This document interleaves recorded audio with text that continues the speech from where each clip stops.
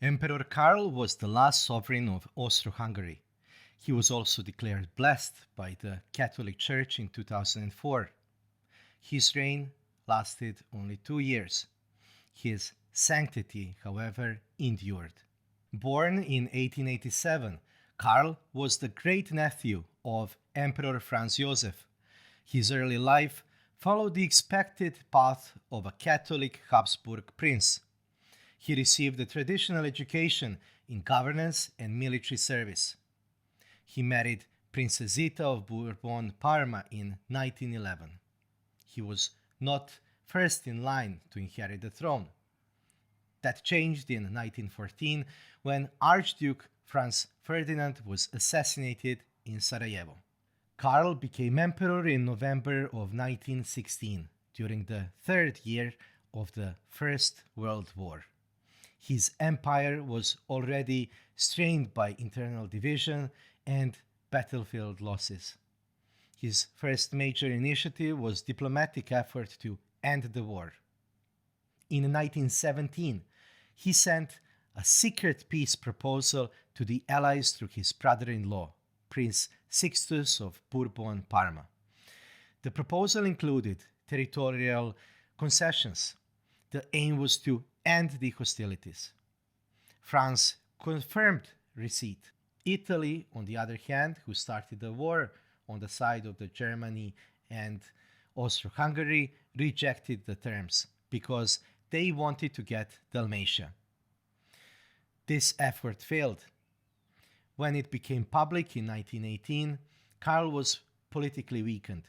He was accused of betrayal by Germany and humiliated at home. But he had tried to end the war. Not many people did.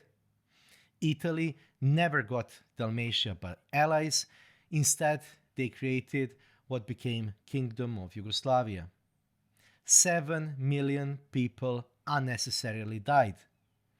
Karl also attempted domestic reform.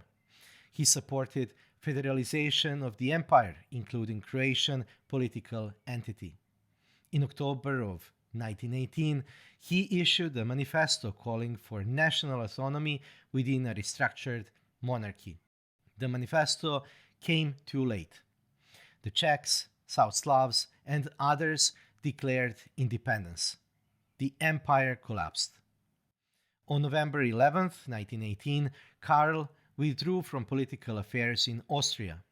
On November 13th, he issued a similar declaration in Hungary.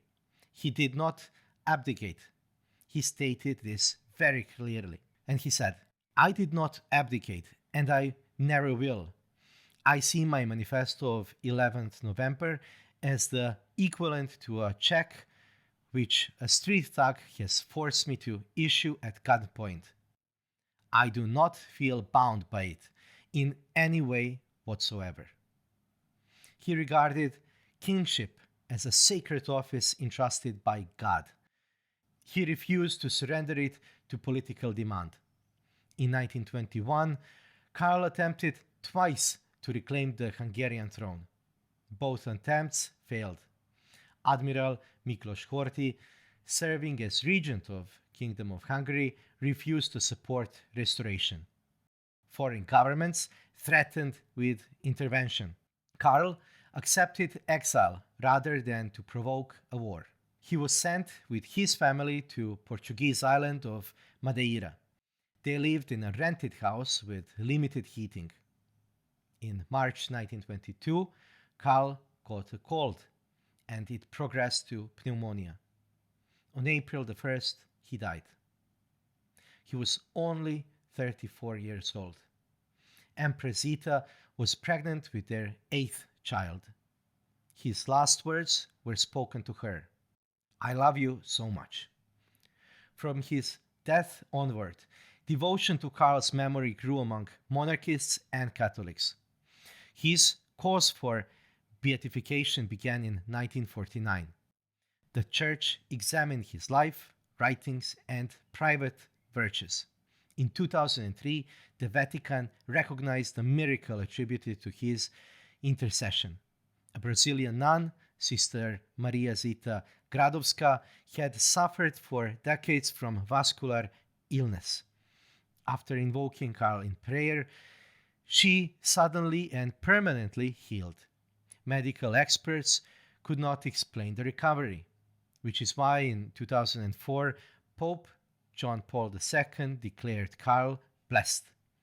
His feast day is October 21st, the anniversary of his wedding to Zita. At the Beatification Mass in Rome, the Pope described Karl as a man of peace, a Christian ruler who placed his faith above politics and accepted suffering without complaint. Karl is remembered for conscience. He tried to end war. He refused to betray his oath. He chose exile over violence. He died poor but faithful. Thanks for watching. See you in the next one.